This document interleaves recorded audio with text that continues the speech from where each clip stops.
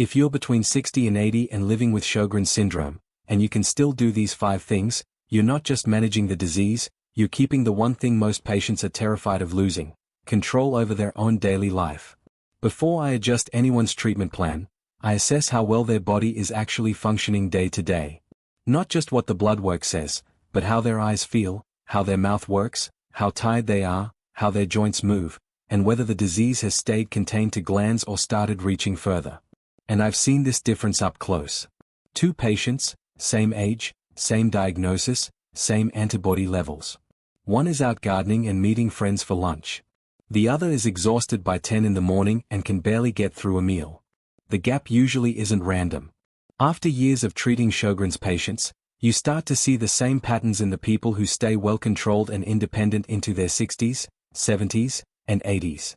So today, I'll walk you through 5 abilities you can check for yourself, most of them right at home, and what each one tells you about how well your Sjogren's is actually being managed. Along the way, I'm going to answer the questions I get asked most often in clinic, because I know a diagnosis like this comes with a lot of them. Hit subscribe and leave a like. That helps this channel reach more people who need it.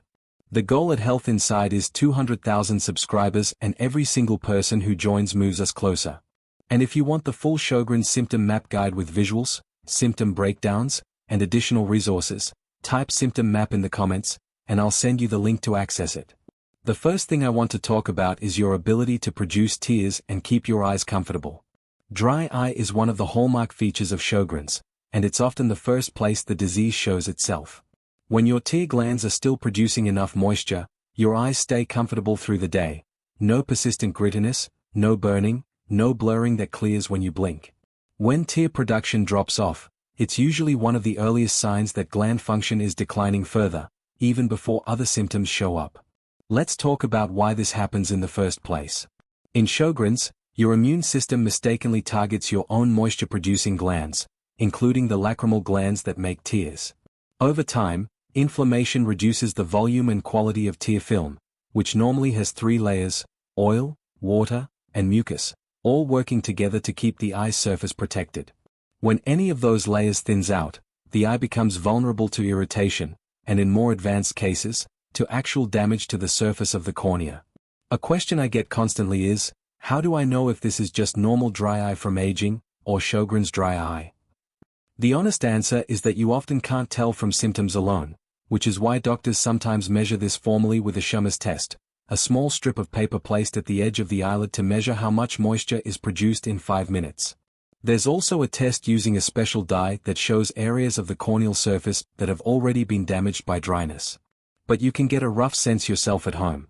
Do your eyes feel dry and irritated by midday even indoors, or do they stay reasonably comfortable through most of the day? Do you wake up with your eyes feeling stuck together, or with a gritty, sandy sensation, like there's something in your eye that won't go away? Does reading, screen time, or being in an air-conditioned or heated room make it noticeably worse? These are all things I ask my patients directly, and your own answers matter more than you'd think. Another question that comes up a lot: will I go blind from this? For the overwhelming majority of people, no. Severe corneal damage from dryness is uncommon when the condition is monitored and treated, but it is a real risk if dry eye is left completely unaddressed for years, so this isn't something to ignore or push through silently. People also ask about contact lenses. Many Sjogren's patients find that contacts, especially soft lenses worn for long hours, become uncomfortable or even impossible to tolerate as dryness worsens. That doesn't mean you can never wear them again, but it usually means switching to lenses designed for dry eyes, shortening wear time, or in some cases moving to glasses, at least during flares.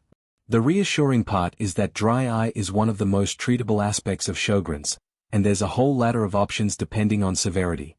At the mild end, preservative-free artificial tears used consistently throughout the day, not just when your eyes already feel dry, make a real difference.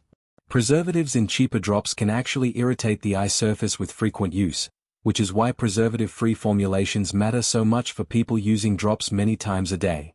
Gel drops or ointments at bedtime can help protect the eye overnight, since tear production naturally drops further during sleep. For more moderate cases, punctal plugs, tiny devices inserted into the tear ducts to stop tears from draining away too quickly, can meaningfully extend how long your natural tears stay on the eye's surface.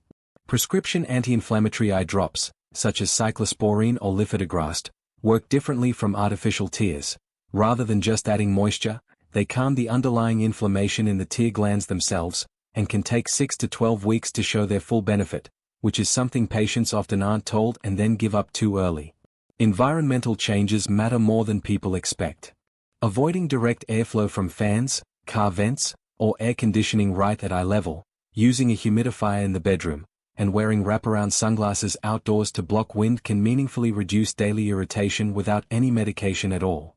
In more severe or refractory cases, we sometimes refer to ophthalmology for procedures like autologous serum tears, made from a patient's own blood, or scleral lenses, which hold a reservoir of fluid against the eye all day. Next, let's talk about saliva production, because this one surprises a lot of people with how much it affects daily life. Your ability to produce saliva isn't just about a dry mouth feeling. It's a proxy for how well your salivary glands, and often your whole exocrine system, are functioning. The parotid and submandibular glands, the major saliva-producing glands in your mouth and jaw, are targeted by the same immune process that affects the tear glands, and when they are inflamed or damaged, saliva volume and quality both drop. A question I hear in almost every appointment is, why does this matter beyond just feeling thirsty all the time? Saliva does far more work than most people realize. It neutralizes acid from food, washes away bacteria and food particles, delivers minerals that help repair tooth enamel, and makes chewing and swallowing physically possible by lubricating food as it moves. When saliva drops off, all of those protective functions drop off with it. That's why reduced saliva has been linked to significantly more cavities, especially at the gum line and between teeth where dryness concentrates, difficulty swallowing dry foods like crackers or bread without water, altered or diminished taste, bad breath, and a higher risk of oral yeast infections, which show up as soreness or a burning sensation, sometimes with white patches inside the mouth. One simple, informal check clinicians sometimes reference is whether you can chew and swallow a dry cracker within about a minute without needing a sip of water. If you can, your salivary function is holding up reasonably well. If you genuinely can't get through it without water, that's worth flagging to your doctor, and it's also worth having your dentist take a closer look, since dry mouth-related tooth decay can progress quickly and quietly. People frequently ask, is there a way to actually measure my saliva, not just guess? Yes, an unstimulated salivary flow test, where you spit into a collection tube over several minutes, gives an objective number, and it's sometimes used both at diagnosis and to track changes over time. Another very common question, what can I actually do about it day to day? There's a good range of options.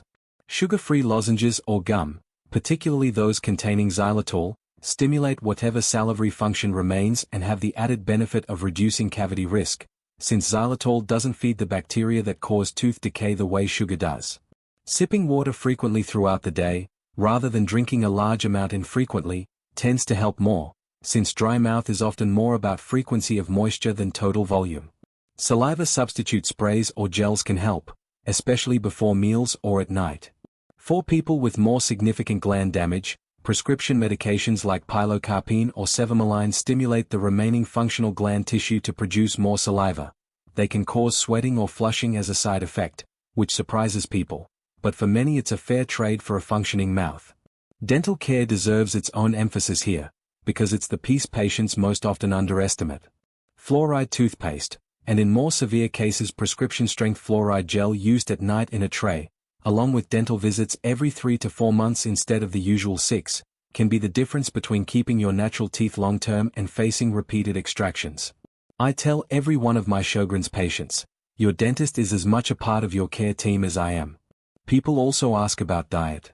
Very acidic, spicy, salty, or dry crumbly foods tend to be harder to manage and can worsen mouth discomfort, while moist, softer foods, soups, sauces, and foods eaten with a beverage nearby, tend to go down more easily. Alcohol-based mouthwashes and tobacco both worsen dryness meaningfully and are worth avoiding. The next indicator relates to your energy levels, what we'd call fatigue burden. Fatigue in Sjogren's isn't ordinary tiredness. It's a systemic symptom driven by chronic inflammation, and it's consistently one of the things patients say affects their quality of life the most, often more than the dryness itself. Fatigue that lets you get through a normal day with energy left over is a good sign your disease is well controlled. Fatigue that flattens you by mid-morning, regardless of how much you slept, often signals that inflammation is more active than it should be. The question I hear most here is, how do I know if this is Sjogren's fatigue, or just normal aging, or something else entirely, like depression or a sleep problem? This is genuinely one of the harder things to untangle, and it's a fair question, because they can look similar from the outside. Sjogren's-related fatigue tends to be disproportionate to activity level. You can wake up already tired, without having done anything to explain it. It often doesn't fully improve with rest the way ordinary tiredness does. That said, depression and Sjogren's fatigue can and do coexist, so if you're also experiencing low mood, loss of interest in things you used to enjoy, or hopelessness, it's important to raise that separately with your doctor, because treating that alongside the Sjogren's often improves fatigue meaningfully on its own. Sleep quality is another piece of this puzzle worth checking. Nighttime dry mouth, needing to get up to drink water repeatedly, joint discomfort, or coexisting sleep apnea can all fragment sleep without you fully realizing it, and poor quality sleep will amplify daytime fatigue regardless of what's driving the underlying inflammation. If you wake up unrefreshed no matter how many hours you were technically in bed, that's worth mentioning at your next visit, and a sleep study isn't an unreasonable thing to ask about. Another very common question, should I push through it and exercise, or rest? The evidence here is fairly clear, and it surprises people. Regular, gentle aerobic activity, things like walking, swimming, or stationary cycling, tends to improve Sjogren's-related fatigue over time, even though it feels counterintuitive when you're exhausted. The key word is gentle and consistent, not intense. Overdoing it on a good day and then crashing for 3 days afterward is a common pattern I see, and pacing, doing a bit every day rather than a lot on a good day, tends to produce steadier energy overall. People often ask whether their fatigue means their medication isn't working. Sometimes, yes, it's worth reviewing your treatment plan if fatigue is significant and persistent. But fatigue in Sjogren's also has contributing factors worth ruling out directly.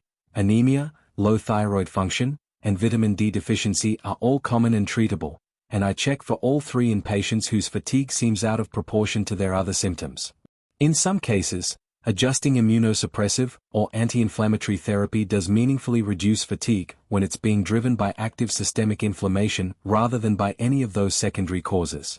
Let's talk about joint comfort and mobility, because this connects directly to the fear a lot of Sjogren's patients have, which is losing physical independence. Many people with Sjogren's also experience joint pain or a mild inflammatory arthritis. Being able to move your hands, wrists, knees, and shoulders through a normal range of motion without significant stiffness, especially in the morning, is a meaningful sign that the disease isn't actively damaging your joints. When morning stiffness lasts a long time or pain limits basic tasks like opening jars or climbing stairs, that's worth addressing directly with your rheumatologist. A question I get often is this the same as rheumatoid arthritis? Not exactly, and this distinction matters for treatment and prognosis. Sjogren's-related joint involvement typically causes pain and stiffness without the same degree of joint erosion or permanent deformity that untreated rheumatoid arthritis can cause, though the two conditions can genuinely overlap in some patients, and it's not unusual to test for both when joint symptoms are prominent. Blood tests, including rheumatoid factor and anti-CCP antibodies, along with a careful joint exam, help sort out which pattern you're dealing with, since the two conditions are sometimes managed somewhat differently. Another common question, how much morning stiffness is normal, and how much is a red flag? A simple way to track this yourself is to notice how long it takes each morning for stiffness to ease up after you get moving, and whether that duration is getting shorter or longer over the months. Stiffness that clears within about 30 minutes of getting up and moving is generally reassuring. Stiffness that persists for an hour or more, especially if it's spreading to new joints or accompanied by visible swelling, warrants a closer look. People frequently ask about Raynaud's phenomenon here too, since it often comes up alongside joint symptoms in Sjogren's. This is when fingers or toes turn white or blue in the cold or with stress, due to blood vessels overreacting and narrowing. It's common in Sjogren's, usually manageable with keeping extremities warm and sometimes medication if it's severe, and on its own isn't typically a sign of something more serious, though it's worth mentioning to your doctor if it's new or worsening. On treatment, hydroxychloroquine is one of the most commonly used medications for joint symptoms and general Sjogren's disease activity, and it has a good long-term safety profile with routine eye monitoring, which connects back to that first section on eye health, since we want to protect your vision from two directions at once. Physical therapy, tailored to strengthening around affected joints without overloading them, along with staying consistently active rather than resting completely during flares, tends to preserve function best over the years. Heat for stiffness and gentle range of motion exercises first thing in the morning are simple, low-cost habits that a lot of my patients find genuinely helpful. The last ability I want to discuss is whether the disease has stayed limited to glands, or whether it's begun affecting other organ systems. This is the most important marker of all, because it's what determines long-term outlook. In most people, Sjogren stays confined to the eyes, mouth, and joints. In a smaller number, it can extend further, affecting the lungs, kidneys, nerves, skin, or blood vessels. This is where I get some of the most anxious questions, and I want to answer them directly rather than dance around them. Can Sjogrens turn into lymphoma? This is probably the question I'm asked most often after diagnosis, usually in a worried tone, and I understand why. It's true that people with Sjogrens have a modestly higher lifetime risk of developing a type of lymphoma compared with the general population. But I want to be precise here, because this fact gets exaggerated in a lot of what people read online. The overall risk remains low for most patients, and it's concentrated more heavily in those with specific risk factors, such as persistent salivary gland swelling, low complement levels on blood work, cryoglobulins, or significant swelling of the parotid glands that doesn't resolve. This is exactly why your rheumatologist monitors certain blood markers periodically and why any new, persistent swelling in the glands of the neck or jaw, or unexplained lumps, always deserves a prompt evaluation rather than a wait-and-see approach. Can Sjogrens affect my lungs? Yes, in a subset of patients, usually presenting as a dry cough or gradually reduced exercise tolerance, and this is one of the reasons unexplained shortness of breath or a persistent cough shouldn't just be written off as getting older or being out of shape. Pulmonary function tests and imaging can catch this early, when it's most manageable. Can it affect my kidneys? Also yes, in a smaller subset, most commonly a condition affecting the kidney's ability to properly balance acid and electrolytes, which is generally manageable when caught through routine blood work, another reason regular lab monitoring matters even when you feel completely well. What about nerve symptoms, like numbness or tingling? Peripheral neuropathy, numbness, tingling, or burning sensations, usually starting in the feet, occurs in some Sjogren's patients and is worth reporting rather than assuming it's unrelated or purely age-related. The reason I walk through all of this isn't to alarm you, it's because staying free of these systemic complications is exactly what your regular blood work, imaging, and check-ins with your rheumatologist are tracking, quietly, in the background, even during appointments where nothing seems to be happening. This isn't something you can check yourself the way you can check your eyes or your grip on a cracker, which is precisely why regular follow-up, even when you feel well, matters as much as it does. Research following Sjogren's patients over time consistently shows that catching systemic involvement early and adjusting treatment accordingly leads to meaningfully better long-term outcomes than waiting for symptoms to become obvious or severe. Now let's cover some of the other questions I get asked constantly, because I don't think a video like this is complete without them. What actually causes Sjogren's, and did I do something to bring this on? No, you didn't cause this. Sjogren's is an autoimmune condition, meaning your immune system mistakenly attacks your own moisture-producing glands, and while we don't have one single identified cause, it's understood to involve a combination of genetic predisposition and environmental triggers, sometimes including viral infections, that set off the immune response in someone who was already susceptible. It's not caused by diet, stress alone, or anything you did or didn't do. Is it genetic? Should my children be tested? There's a genetic component in the sense that autoimmune conditions in general tend to cluster in families, and relatives of people with Sjogren's have a somewhat higher chance of developing an autoimmune disease themselves, though not necessarily Sjogren's specifically. Routine testing of family members without symptoms generally isn't recommended, but it's reasonable for close relatives to mention any dryness, fatigue, or joint symptoms of their own to their doctor rather than dismissing them. Is there a cure? Not currently. Sjogren's is a chronic condition, but that word tends to sound scarier than the reality for most patients. Chronic doesn't mean unmanageable. With consistent treatment and monitoring, the large majority of people live full, active lives well into their 70s, 80s, and beyond, with the disease staying contained to manageable symptoms rather than progressing to serious organ involvement. What triggers a flare, and can I prevent them? Common triggers reported by patients include significant stress, poor sleep, intense sun exposure, other infections like a cold or flu, and sometimes hormonal changes. While you can't eliminate flares entirely, keeping a simple symptom log noting sleep, stress levels, and any new exposures around the time of a flare can help you and your doctor identify your own personal patterns, which is often more useful than generic advice, since triggers really do vary quite a bit from person to person. Does diet matter? There's no single Sjogren's diet with strong proven evidence, but many patients report that an anti-inflammatory eating pattern, rich in vegetables, fruit, fish, and healthy fats, with less processed food and added sugar, helps them feel better overall, alongside staying well hydrated throughout the day rather than in large infrequent amounts. I'd frame this as generally healthy eating that supports overall well-being, not a specific prescription that will control the disease on its own. Is Sjogren's the same as lupus, or related to it? They are related but distinct autoimmune conditions, and it's genuinely possible to have features of both, or to have Sjogren's as what's called a secondary condition alongside lupus or rheumatoid arthritis. This is part of why your doctor runs a broader antibody panel at diagnosis and periodically afterward, to keep track of whether anything is evolving or overlapping. Will I need to be on medication forever? Most people with Sjogren's do need some form of ongoing management, though what that looks like varies enormously from person to person, from simply using artificial tears and good dental care, to hydroxychloroquine, to more targeted immunosuppressive therapy in those with more significant systemic involvement. The goal of treatment isn't to remove the disease, since we can't do that yet, but to control symptoms well enough that it doesn't dictate your daily life. Are there new treatments coming? Yes, this is genuinely an active area of research.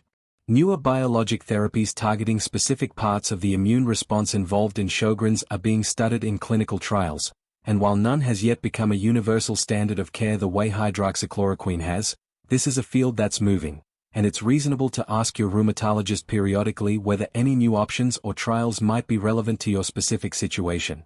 Now, the takeaway here isn't to panic. Sjogren's is a manageable chronic condition for the great majority of people who stay engaged with their care. Even when one of these 5 areas isn't where you'd like it to be, it's very often improvable with the right adjustments, and most of what I've described today involves small, consistent habits far more than dramatic interventions. So the big thing I want you to remember is this: living well with Sjogren's isn't mostly about a number on a lab report. It's about whether your eyes, your mouth, your energy, your joints, and your internal organs let you keep doing the things that make life feel like yours. The encouraging part is that every one of these 5 markers, tear production, saliva production, fatigue, joint mobility, and systemic involvement, responds to attentive, ongoing management, and most of the tools to manage them well are already available and well understood. If this gave you a clearer picture of where to focus, make sure you subscribe to the channel so you don't miss future videos. Let me know in the comments which of these areas you're working on, or what other questions you have that I didn't cover today. I read every one. And in the meantime, stay hydrated, stay moving, and I'll see you in the next one.